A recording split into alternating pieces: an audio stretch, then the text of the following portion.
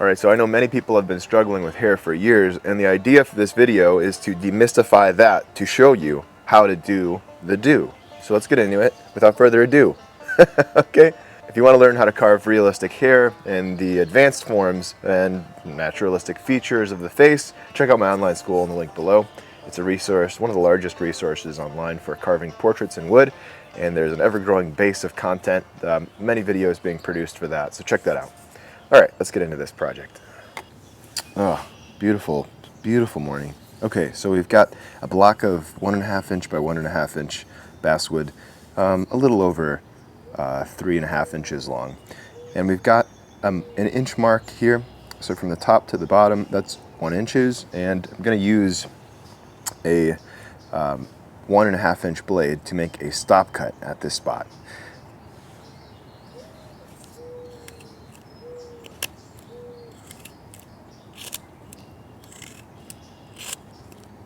So I'm coming in, probably a sum total of about, say, 1/2 inch or so of depth. Maybe a little bit less than that. Let's see. Yeah, about 1/2 inch, maybe a little less.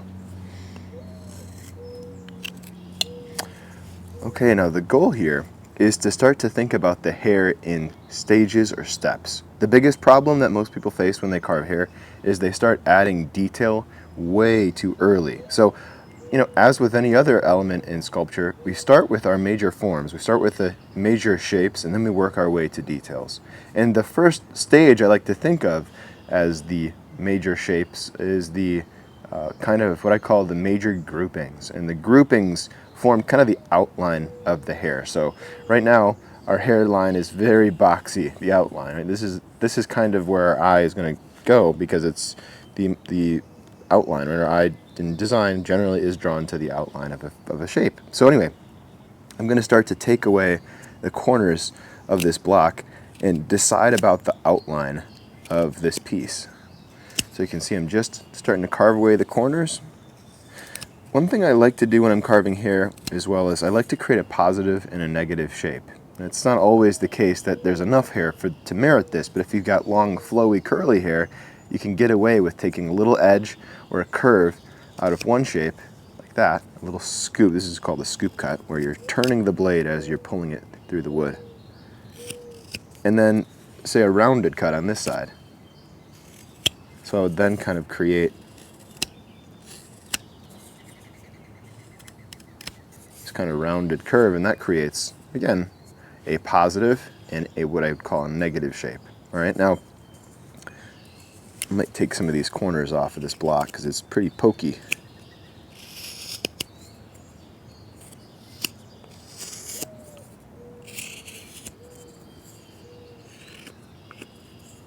That's better. Much better. Okay, so I'm going to continue to take the edges off the top of this block.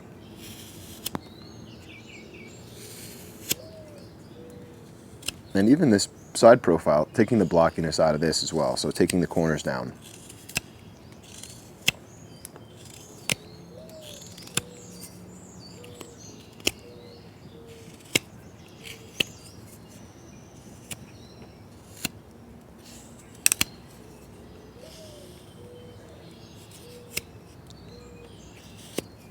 Beautiful. All right, so I'm taking the saw edges off, or the saw marks from our bandsaw off of the wood.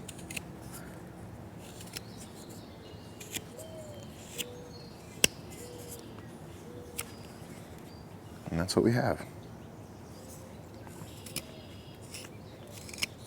All right. Now it looks kind of pointless, or at least shapeless right now, but that's good. We're just taking the shapes, rounding them over. And again, we're thinking about the outline. So in this case, where are the major masses? If you look at a person's hair, you'll see their outline. There's major clumps. Hair likes to group together because there are little barbules in the hairs themselves that attach themselves to one another, like Velcro. And because of that, of course, we get these shapes, as I said. So we're going to look for these major groupings and just decide where they might be. So I'm going to say one of these major groupings is right here, right here. So I'm just going to kind of decide that and almost create a V-cut. Well, not almost. I am creating a V-cut, right? Just like this.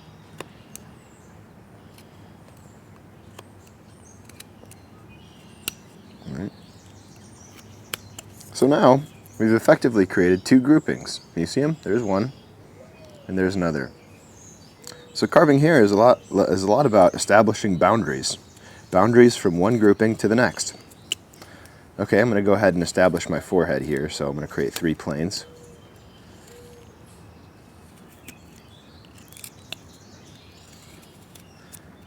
We have something to cut our hair to.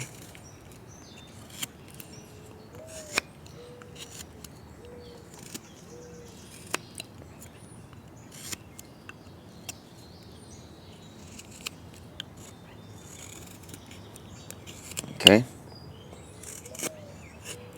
that's pretty good. Good enough.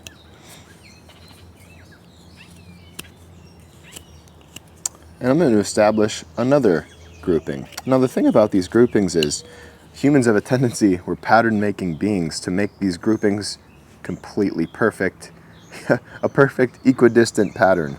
And that's not the way that hair tends to live. It tends to be kind of random and scattered. So just kind of keep that in mind when you're creating these stop cuts, these or V cuts to create these groupings, that you don't want to make them so perfectly even. You want to make them kind of random. So in other words, I'm going to take my knife and just make a little scoop cut out here. Soft and hard is good. So we don't always want to create V cuts to create the separations. In some cases, the transition from one grouping to another might be a soft little indentation. So we'll use this scooping motion with the knife. If you have a gouge, say a number 10, say a 5 or 6 millimeter number 10 or smaller, you can come in and create a nice little groove there. But what I'm after is keeping this as simple as possible for people without a lot of tools. So I'm coming in, I'm scooping, and you can already see. Oh, Mr. and Mrs. Goose are out there saying hi. So, hello.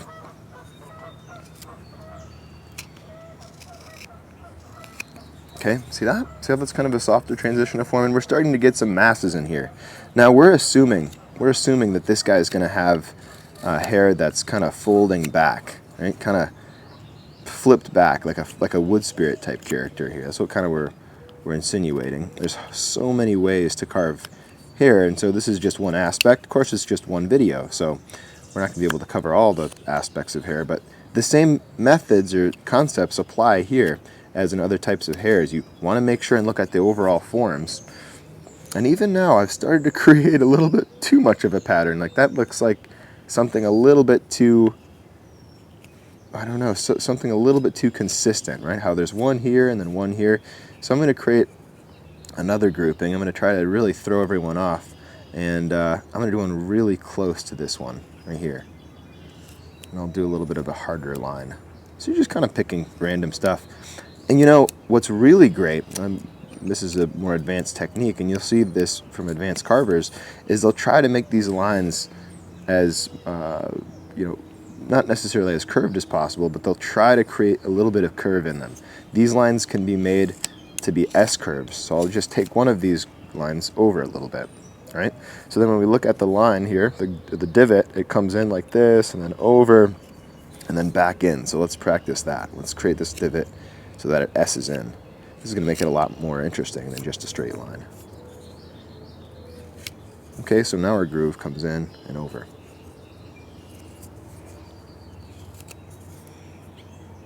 And do the same thing here, make a nice little curve. Just randomly carrying this over. Like so. Stop cut, relief cut. All right, now we can see there's some shape starting to form here. Now with hair, you don't want to have big blocky areas. You want to try and smooth things over for the most part. You know, you don't have a lot of flat planes in hair, unless maybe you've been sleeping on a pillow with wet hair, you get that big flat spot on the back of your head. We're not going for that though, right? We're trying to avoid that, just like you are trying to avoid that on your way to work. All right, so we're taking these flat spots I'm seeing up top out. I'm trying to round them over.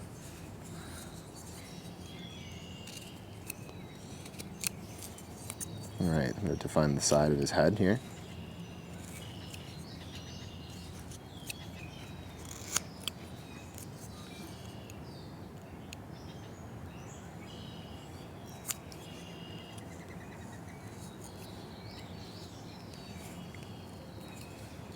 Excuse my fingers getting in the way.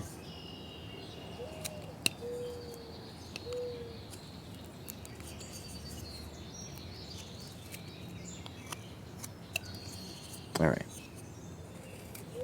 Getting that forehead established. This is an incredible morning. So nice and warm.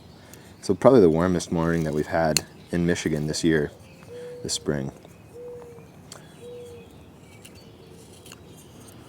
Okay, so again, we want to make sure a nice check for us is to look at that outline and see, does it look too uniform?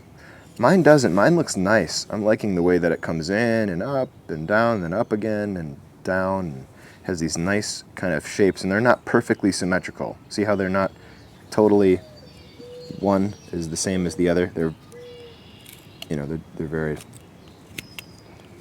super important that that's the case.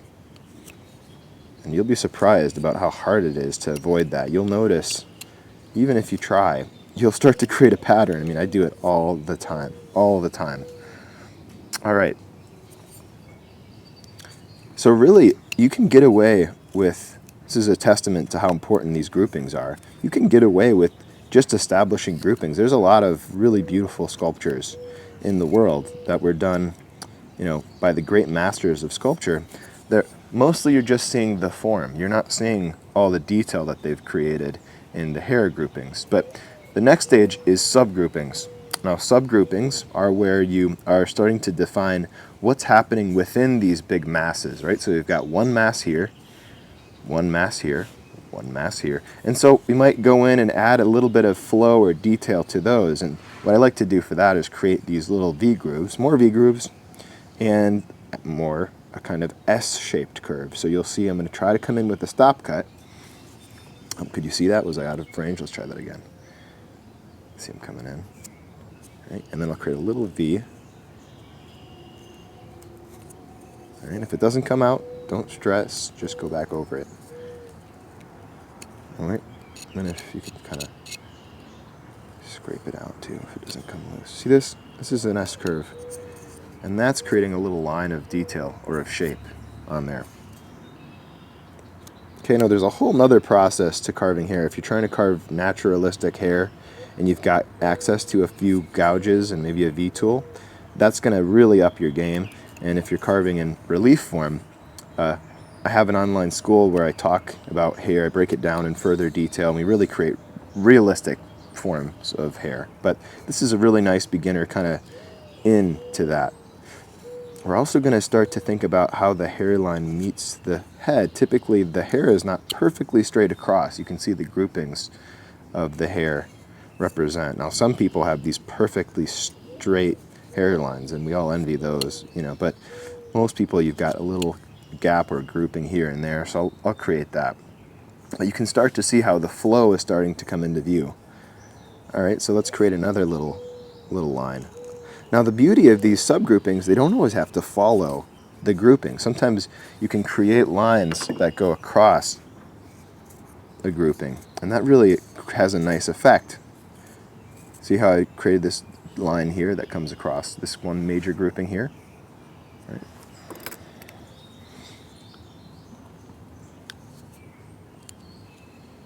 I'm going to create that V-cut to get that chip out. Beautiful, that one came nicely. This one's really behaving well. And this is a challenging step, so give yourself time and practice for this. As a beginner, getting these stop and relief cuts, these little lines, it's a lot of work. And so one way you can make that a lot easier is by using a V-tool. A V-tool can do all the work that we're doing now a lot more easily. Okay, so it's worth investing in a V-tool. This is a challenging way of doing it, right? For those of you who are new to it. I'm going to do this again. Same concepts can be applied though with the V-tool. You can watch this video, follow along. Now, one thing to note, again, we talk about how hair is a boundary. We create a subgrouping of hair by carving 2 lines next to one another. See that? We created 2 lines next to one another, here, and now we've got a subgrouping, or a strand of hair that likes to grab on to one another, these little strands do. Okay, get that out. And so on and so forth. And I could do this whole head and bore you to death with these same shapes, but you're starting to get the idea. So I can come through, I'll do a couple more just to make sure that you're solidified in understanding it. Just doesn't have to be perfect either, really. And you can just get the general shapes in there, and once you start setting that face in this piece of wood, you're gonna be really surprised as to how good this looks. Just getting the major shapes in, the flow, understanding that the shapes, you will see your carvings, and they'll understand that you have a great sense of form and what's happening. All right, now we could clean this up. I don't have my brush with me to clean this up, but you're starting to get the idea. We're getting those hair flows, those forms, and this is how I carve hair. Now I might get a V-tool, and I'll grab that really quick. Hold on, give me just a sec. Definitely still a knife-only video, right? But I'm going to show you what you can do if you have the fancier tools. This is a V-tool, right? V-shaped tool. Something to upgrade to if you're new to this and don't have it yet. Look at that. Just go right in, make these little cuts with absolutely no difficulty at all. Just right in, like so. Now there's a whole thought process behind hair groupings, and I could get into that. I call it the Vice method. I'm not going to go too far into it, but the idea is that these subgroupings behave in such a way to create typical shapes. You'll see what I call V grooves. Well, Mr. and Mrs. Goose are coming by again. V shapes, right? So here's an example of a V shape. It's where a grouping of hair starts to separate. Right, so we got one grouping of hair and it separates and it creates a V. There it is. See that V? Boom, boom. There's eye shapes. I call them eye shapes. Those are just strands of hair that can be kind of just long, elongated strands of hair, or also gaps between 2 long strands of hair, like this little guy right here. I call those eyes, just because they're long and thin. There's S's. Talked about S's before. Here's an S we drew on, or carved on, kind of a line that comes in like so, right? And then it turns over this way, and then over this way, and it has this curve to it, this natural curve. That's an S shape. It's not a very great example of an S, it's more of a wave, but S's are very important in carving. Here's a soft S, you can see it here. Right there, there's an S. Okay, then we have our E shapes. Our E shapes are typically kind of a spiral. You'd see it more in curly hair, but you can start to see here that I created one.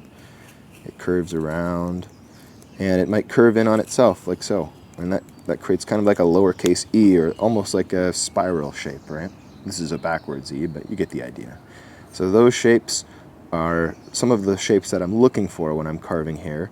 And if you keep the Vice method, V-I-S-E method, in your head, it will help you to determine how these little lines that you're carving in should be made, and not to make them just straight little lines. The mistake you can make is just going in and just going like this. You see this a lot. People just, there's no form, there's just lines, one after another, and it doesn't look like hair, right? Here we've got volume, we've got form, and certainly we could make this a lot neater and more uniform. We're just kind of getting at the beginning of this, but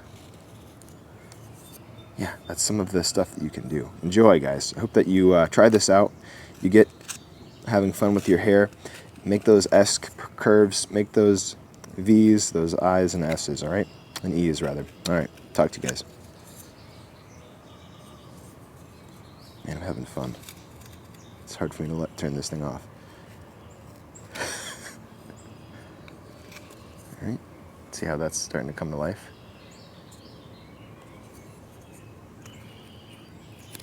Oh, Oh, one thing I did want to say too is as hair groupings come apart, I said I was leaving you, but I'm not. As hair groupings come apart, they start to create more distant gaps, right? So they're closer together at the root, and then hair groupings start to break up or separate. There's more space in between them. So you can start to get bigger grooves in your hair groupings at the outside of the hair. So from out here, see how that kind of breaks it up? You can kind of reestablish those too, even at this stage when you're defining the subgroupings. Now that you've defined those, you can come in and you see how that really makes the hair look more realistic. So keep that in mind. All right. All right, guys, we'll talk to you.